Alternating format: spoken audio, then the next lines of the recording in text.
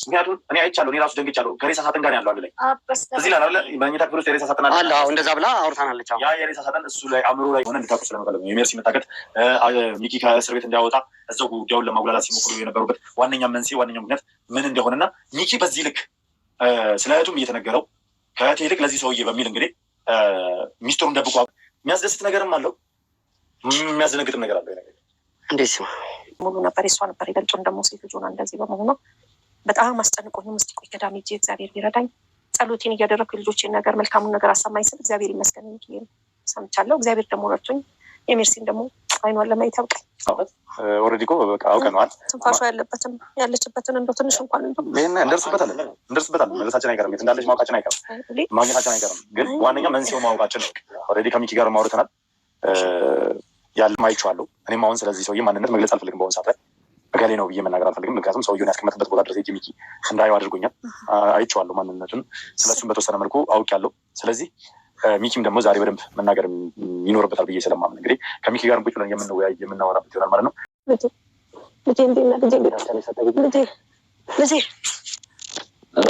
በጣም ጭንቀት ሆኖባት ነበር። ከዛ በኋላ ግን በበዓል ማግስት ሜርሲ ያደረገችው ነገር ሜርሲ የፈጠረችው ነገር ጭራሽ ቤት ሌላ ውጥረት ውስጥ እንዲገባ አድርጎት እናትህ የማይሆን ዲፕሬሽን ውስጥ ነበረች እና ዛሬ በአካል በደንብ እንዲታወሩ ስለፈለገች ያው በመጀመሪያ ለዚህ ሁሉ ነገር ለዚህ ሁሉ ችግር ጭንቀት እንደዳረኳቸው በጣም ሊቀጠል ያለው ጓደኞች ቤተሰቦች ከሚኪ አንደበት ከራሱ እንድትሰሙ ስለፈለጉ ነው። ለምትሰሙት ነገር ግን ተመልካች ብቻ ሳይሆን ማሚ አንቺም አሸዋንተም ዝግጁ እንድትሆኑ እፈልጋለሁ። ማለት የምትሰሙት ነገር በጣም ሊያስደነግጣችሁ ይችላል፣ ግራ ሊያጋባችሁም ይችላል፣ ላታምኑም ትችላላችሁ ብዬ ስለማምን ነው። ምክንያቱም እኔ ታሪኩን ስሰማው ሰውየው እንዲያው በእግዚአብሔር ቸርነት አልፈነዋል፣ ይህንንም እናልፈዋለን ብዬ አስባለሁ። እና ይሄ ደግሞ ለእኛ ቤተሰብ ታምር ነው፣ ትልቅ ታምር ነው። እንደው እግዚአብሔርን እንደዛ የሜርሲም በሌሎች ሰዎች እጅ መሆን በእርግጥ በጣም ስሜታዊ ያደርጎኛል። ለአንድ ሳምንት ያህል ሬሳው እዛው አካባቢ ለአንድ ሳምንት ያህል የአበባ እርሻ ውስጥ ማንም ሳይደርስለት ወድቆ እንደተገኘ ነው የተነገረን። ከዛ በኋላ ባለቤቱ ተደወለ። ያገናኘን ምን እየሰራ ነው ልጅ? ከዛ ቤቱን በጓሮ በኩል ግራውንድ አለና ወደ ግራውንዱ ይዞን ገባ። በሩን ከፍቶ ሲያስገባን መጀመሪያ ላይ ማወቅ አልቻልኩም ነበር። በደንብ ስመለከት ቀርቤ ስመለከት ምን ያጣሁት ልጅ ሰውዬ ብዙ ማጣራቶችን አድርጊያለሁ። ብዙ ማጣራቶችን አድርጊያለሁ። እርግጠኛ ነህ ሚኪ? አዎ። እና የቀበርነው ማንን ነው እንዴ? እና ቆይ ያልክ ያለው አጎቴ በህይወት አለ? አላውቅም። አሰላሙ አለይኩም ወረህመቱላሂ ወበረካቱን። ውድና የተከበራችሁ ውድ ቤተሰቦቼ እንዴት ናችሁልኝ? እኔ ደህና ነኝ ያለሁኝ አልሐምዱሊላህ። እንደውም ክርስቲያን ወገኖቼ ሰላም ብያለሁ። ለቤቴ አዲስ ከሆናችሁ ላይክ፣ ሼር፣ ሰብስክራይብ ያደረጋችሁ አበረታቱኝ። ሰብስክራይብ አድርጉኝ በየጊዜ አዳዲስ ቪዲዮ ስለቅ እንዲመጣላችሁ። ምክንያቱም ይሄ ቤት ከሆኑ ነገር ጽድት ያለ ለራሴ ሙድ መሰራበት ቤት ነው። ስለዚህ ላይክ፣ ሼር፣ ሰብስክራይብ አድርጉ እላችኋለሁ። ውድ ቤተሰቦች ነባሮቹ ደግሞ በሼር አበረታቱኝ። ተው ብድር አትፈልጉ። እነሆ ዛሬ በአዲስ ነገር መጥቻለሁ። ለድምፄ ደግሞ በጣም ይቅርታ፣ ጉንፋን ይዞኝ ነው። ያው ጉንፋን ማይዘው ሰው የለም እና ይቅርታን የጠየኩኝ። አዲስ ዜና ሊጀምርላችሁ ሰሞኑን እንደምታውቁት ሚኪ ከእስር ተፈተዋል። ሁላችንም ደስተኛ ሆነን ነበረ። አንድ ደግሞ በእነሱ ቤት ደስታም ሆኖ እህቱ ስላልተገኘች ሁሉም ሰው ከፍቶ ነበር። ከእናቱም ጋር አልተገናኙም ነበረ። ከእናቱም ጋር ተገናኝተዋል። በጣም በደስታ ነው የተገናኙት። እንደምታውቁት እናቱ ገዳም ሄዳ ነበረ። በጣም ስለጨነቃት ሚኪን ከእስር አልተፈታም። ልጇም እንደምታውቋት ታግታለች። እስካሁን መሲ አልተገኘችም። ስለዚህ ያ ነገር አሳስቧት ወደ ገዳም ገብታ ነበር። የሚኪ እናት ዛሬ መታ ከሚኪም ጋር ተገናኘው። በጣም ደስ የሚል ቆይታ ነበረ። ስታየው አልቅሳ ነው የተቀበለችው። መቼም አዎ ልጇ ነው። 1 ወር በሙሉ እስር ቤት ሂዳ ብታየውም ግን እስር ቤትና ቤት አንድ አይደለም። ስለዚህ በጣም ደስተኛ ነበሩ። ቤታቸው ውስጥ ያለ ሚስጥር በሙሉ ሚኪም እያንዳንዱ ዝርግፍ አድርጎ ነው የተናገረው። ለቤታቸው በጣም መርዶ የሆነ ነገር፣ ደስታ አትሉ ሀዘን አትሉ፣ በቃ የሆነ ቤታቸው ውስጥ የሆነ ጭምልቅ ያለ ነገር ነው የሆነው። ብቻ መጨረሻቸው ፈጣሪ ይድረስላቸው። አንዳንዴ የአዋ ስትሆኑ፣ አንዳንዴ ለሰው ስታስቡ፣ ለሰው ስትቆሙ፣ ከራሳችሁ ቁርሳችሁ ለሰውን ስታጎርሱ ፊትናን ይበዛባቸዋል። ይሄ የታወቀ እኮ ነው። ያ ምንድነው? ፈጣሪ ሊፈትናችሁ ስለሚፈልግ ነው እንጂ የሌላ ነገር አይደለም። ስለዚህ እነ ሚኪ ቤት ሰሞኑ በጣም የተፈታተናቸው ነው። በጣም ፊትናን ያሰለፍ ነው። በተለይ እናታቸው በጣም ነው ያሳዘነችኝ። አሹ ታግቶ ሲገኝ ሚኪ ታሰረ። ሚኪ ታሰረ ሲባል እህታቸው ታገተች። እህታቸው ታገተች ሲባል ገና ሌላ ከባድ የሆነ መርዶ ነው። መርዶ ስላችሁ የሆነ ደስታ ማትሉትም ሀዘንም ነው ደስታው ነው። ሁለት አይነት ነገር ቤታቸው ውስጥ የተሰማው ማለት ለመስማት የሚከብድ ነገር። አገራችን ወዴት የሄደች ነው? ዘላለም ዘገየ ምን ይል ነበረ መሰላችሁ? ያላየነው ያልሰማነው የለም ያላየነው እንጂ ነበር። እውነት ሀገራችን ላይ የማይሰማ ጉድ የለም። በየጊዜ አዳዲስ ነገራቶች ነው የሚሰማው። ሰው ለብር ብሎ ሰው በህይወት ያለ ሞተ ይባላል እንዴ? እንዲሁ ወዴት እንደሄድን ብቻ እኔ አላቅም። የምሬ ነው የምላችሁ። በጣም የሚከብድ ነገር ሀገራችን እንዲያስጠላን የሚያደርገን ነገር ነው የሚሰማው። ለምን በዚህ ልክ እንደሆነ እኔ አላቅም። ምክንያቶቸው ምን እንደሆነ አላውቅም። ስለዚህ ውድ ቤተሰቦቼ ሰሞኑ ሚኪ የደበቀው ሰው አለ። አንድ ሰው የደበቀው ሰው አለ። ቤት አምጥቶት ነበር። እናቱ አይታው ነበረ፣ ግን ሌላ ሰው ማያውቀው እስር ቤት ሂደው ጠይቀውት ነበረ። እኔ ለማንም አልናገርም፣ ልናገርም አልፈልግም። ላልናገርም ደግሞ ቃል ገብቻለሁ። ስለዚህ እኔ ከተናገርኩኝ እህቴን አጣታለሁ። እህቴ ላጣት ስለማልፈልግ አልናገርም ብሎ ከልክሏቸው ነበረ። እስር ቤት ሂዶ እናቱም ሆነ ወንድሙ ሆነ ሲጠይቁት ማለት ነው። ግን ዛሬ በስንት መከራና በስንት ትግል እሱም ሉል አሳምኖት እህቱም እናቱም ደግሞ ከቤተ ክርስቲያን ከገዳም መታ ያለውን ነገር ይነገረን። በቃ አሹም በጣም ነው የተናደደው። እኔ ቤት ልጅ አይደለሁም ወይ? እንዴት በእኔ ብዙ ነገር ይደበቃል? ሚስጥር የሚባለው ነገር እንዴት ይደበቃል ብሎ ነው በጣም የተበሳጨው ነበረው። ስለዚህ ሚኪን በመጨረሻ ሉል አሳምኖት እያንዳንዱ ነገር ነው የተናገረው። ያው ቤታችን ብዙ ነገር አሳልፈናል፣ ብዙ ነገር አጋጥሞናል። ግን እንደዚህ አይነት ነገር እኔ በህይወት አይቼም ሰምቼም አላቅም ነው ያለው። ከእለታት አንድ ቀን አክስቴ በየጊዜ ትመጣና አጎታችሁ እኮ አልሞተም፣ አጎታችሁ እኮ አለ። እኔ እኮ በዛ ሰዓት ቀረጻ ለቆ ሲወጣ ሚኪ እንዲህ ምንድን ነው? ምን አጋጥሟቸው ነው በዚህ ልክ? ለምን? ምክንያቱም ሚኪ በጣም ጥሩ ልጅ መሆኑ ነው የምናውቀው። እንደዚህ አይነት ባህሪ የለውም በተፈጥሮ። እኔ ሚኪ ካወቅኩት ጀምሮ በጣም ጥሩ ልጅ እንደሆነ ነው የማውቀው። ግን እንደዛ ቀን እንደምታውቁት ከሚኪ የማይጠበቅ ነው አድርጎ ነው የወጣው ነበረው። ማን ቢሆን ነው? ለምንድነው በዚህ ልክ የፈራው? ምክንያቱም እነሱ ሁሌ እንኳን ከዚህ የባሰ ወንጀል የሚሰሩ ወንጀልን የሚያጣሩ ጋዜጠኞች ናቸው፣ እናውቃቸዋለን። ጀግና ናቸው። ምንም ነገር ፈርቶ አያውቁም። ግን ሚኪ በዚህ ልክ ለምን ሊፈራ ቻለ? ሰውየው ማን ቢሆን ነው? ኬትስ የመጣ ቢሆን ነው? በቃ የሆነ ጥያቄ ሁላችንም ጥያቄ ሊፈጥርብን ይችላል። ግን ሚኪ የገዛ ቤተሰቡ ስለሆነ ያሳደጉ አባቱ ስለሆነ የአባቱ ወንድም ስለሆነ ከማንም በላይ የሚወዱት አጎቱ ስለሆነ ነው የደበቀው የነበረው። የአጎቱ ለቤተሰቡ የለፋ የእናቱ የአባቱ የወንድሞቹ የለፋ የደከመ በስደት በበረሃ ብዙ የለፋ ለራሱ ትቶ ለቤተሰቡ የቆመ ራሱን ህይወት ትቶ ለቤተሰቡ ህይወት ቀና ያደረገ አጎታቸው ነበር።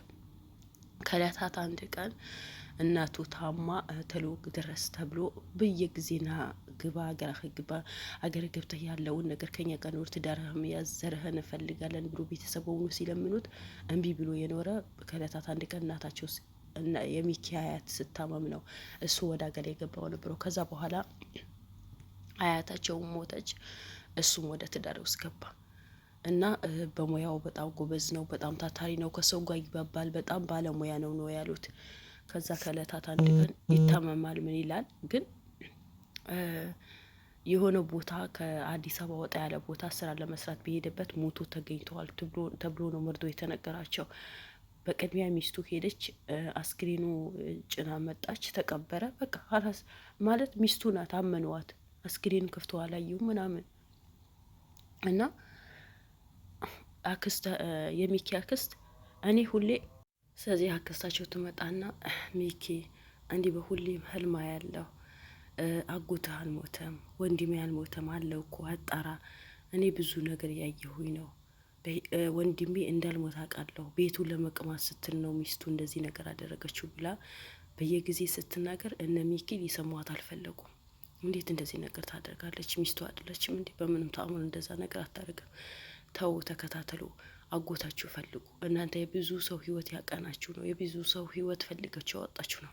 ስለዚህ በዚህ ስራችሁ አጎታችሁ ካለበት ጭንቅ ከታገተበት አውጡ። አልሞተም፣ አጎታችሁ አለ። በህልሜ መጥቶ አየዋለሁ ስትላቸው እነሱ አላመኗትም። እንዴት የሞተ ሰው ትጋዥዋለች እንጂ እንደዚህ ነገር አይሆንም ብሎ ነው እነሱ ሊያምናት አይቻሉም ነበር። ግን እሷ እህትም አይደለች፣ የወንድሟ ነገር አሳስቧት ከየትም የትም ተሯሩጣ መረጃ ይዛ መጣች። እንደምታውቁ ሚኪ ሆነ ማናቸውን አለመረጃ እንደማይሰሩ ታውቃላችሁ። በመረጃ ነው የሚጓዙት።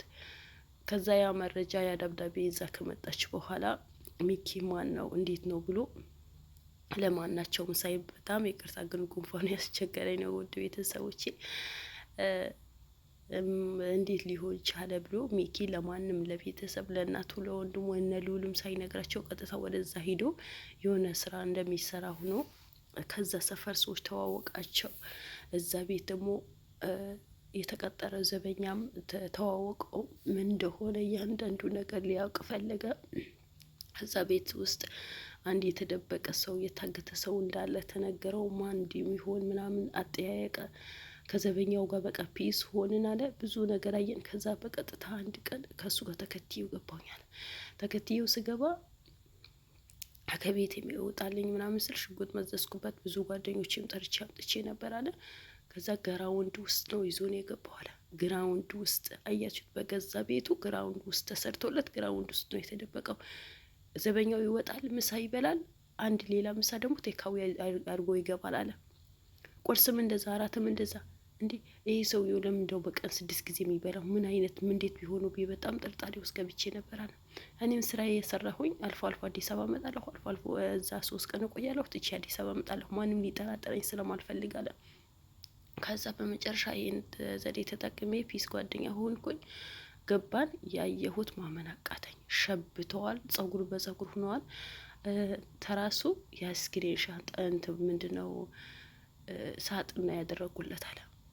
በቃ በጣም ለሽንት አይወጣ፣ ውጭ አይወጣ፣ አየር አያገኝ። ለ14 አመት በሙሉ የሞት አጎቱ አግኝቶ ነው ያን ነገር ይዞ ቤት መጥቶ ነው ከእናቱ ጋር አስተዋውቆት። ግን እናቱ አላወቀችው። ለምን 14 አመት በሙሉ ግራውንድ ውስጥ የተደበቀ ሰው ነው ሚኪ ሂዶ ጀግና ሚኪ ሂዶ ያወጣው።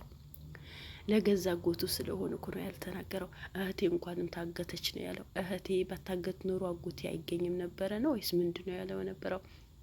እና እኔ እህቴ ያገኛታለሁ። ግን 14 አመት በሙሉ ሞተ የተባለ አጎቴ ነው በህይወት ያገኘሁት። ንብረቱ በሙሉ በሚስቱ ስም ነበር። ሚስቱ ከለከለች አለ። አጎቶቼ አክስቶቼ የተከራከሩ እንዴት እንደዚህ ሊሆን ቻለ? የወንድማችን ንብረት ብለው እንዴት ሁሉ አንቺ ልትወርሽ ይቻልሽ ብሎ ብዙ ቦታ ተደራራስን። ለካ አጎቴ ሳይሞት ነው ዝም ብሎ ባዶ ሳጥን ነው እሷ እዛ ሳግታው ሙተዋል ብላ የቀበረችው። ያ ነገር ያንዳንዱ ነገር እንዲጠራ አይምሮን ተነክተዋል። ምክንያቱም ሁሌ ሙተሃል፣ ይሄ ያንተ ሳጥን ነው ብሎ ያሳምኑታል። እዛ የሷም ሄዳ ታየዋለች ተባለ። ሚስቱ እንድታሳምነው ማለት በቃ ምንም ነገር እንዳይናገር ያኔ ሚኪ የተናገረው እኔ እዚህ ጋር ልናገር ላይቲዮ የማይፈቅደው ነገር ነው። ስለዚህ በመጨረሻ አጎቱ ይዞ መጥቶ ስለምን ቦናው በጣም ተጎድተዋል ነው የተባለው። በቃ ማለት ሰው መስሎ ሰው ሆኖ አይታይም ነው የተባለው። ያ ነገር አሳክሞ ቦታ ቦታ ሲያደርጉ ድረስ ነው ሚኪ ምንም ነገር ሊናገር ያልፈለገው እንጂ በእህቱ ላይ ጨክኖ ወይስ እህቱ ስለታገተች ደስተኛ ሆኖ እናቱ ገዳም ለገዳም ሐኪም ቤት ለሐኪም ቤት ስትዘዋወር እንደዚህ ስትጨነቅ አስችሎት አይደለም። ግን ለ14 አመት በሙሉ ሞተ የተባለ አጎቱ ስላገኘ ነው። እናቱም ልታመን አልቻለችም። አሹም ሊያምን አልቻለም። እንዴት ሊሆን ቻለ? በምን ሁኔታ እንዴት የሞት አጎታችን ሊመጣ ይችላል? በህልምህ ነው እንጂ በሆነ አይደለም። ሚኪ የምታወራው ነገር ግን በደንብ ታውቀዋል ብሎ ማለት ማናቸው ሊያምኑት አልቻለም። ደነገጡ። እናቱም ደግሞ ሚኪ ልጄ ጤነኛ ነህ እንደው እንዴ አለችው። ጤነኛ ነህ? እስር ቤት ምን አድርጎ ነው የለቀቁ? በሰላምህ ነው እንዴ? እንዴት እንደዚህ ነገር ታወራለህ? አጎትህ እኮ ቁመን እኮ ነው የቀበር ነው። ከየት ሊመጣ ቻለ? አንተ ከየት ልታገኘው ቻልክ? ይሄ በውኑ ውሸት ሊሆን ቻልክ? ትክክለኛ አይደለም፣ ጤና አንተ ነክቶ ነው ብላ ኖር ያለች። ግን ሚኪ እኔ ምንም አልሆንኩ ማለት ሉል ማሳመናቸው ሉል እውነቱ ነው የተፈጠረ ነገር ያለው ነገር እውነት ነው። እኔ በስነ ስርዓት አጣርቻለሁ፣ ዶክሜንቶችን አይቻለሁ። ስለዚህ ያለ ነገር ነው ሁሉ ነገር ብሎ ነው ያሳመነችው። እና በጣም ከባድ ነገር ነው። እነ ሚኪ ቤተሰብ ጋር በጣም የተረበሸ ነው። መጨረሻቸው ተስተካክለው እህታቸው ተገኝተው ደስተኛ ህይወት እንደሚኖሩ አልጠራጠርም። ሚስት ለንብረት ብላ ባሏ 14 አመት በሙሉ ግራውንድ ውስጥ አሳግታ የተቀመጠች ሚስት ናት የተገኘችው። በዛ ላይ ደስተኛ ናቸው። ምክንያቱም ሞተ የተባለ አጎታቸው እንደ አባት ሚንከባከባቸው አጎት ነው ያገኙት እነ ሚኪ ማለት ነው። በዚህ አጋጣሚ ሚኪ እንኳን ደስ አለ ከእስር ስለተፈታ፣ እንኳንም ደስ አለ አጎት ስላገኘኸው። በቅርቡ ደግሞ እህታችሁ ተገኝታ ደስታችሁ የምታሳልፉበት ጊዜ ቅርብ ያድርግላችሁ። ቤተሰቦች ይወዳቸዋል። ድምፄ በጣም ይቅርታ። ወሰላሙ አለይኩም ወራህመቱላሂ ወበረካቱ።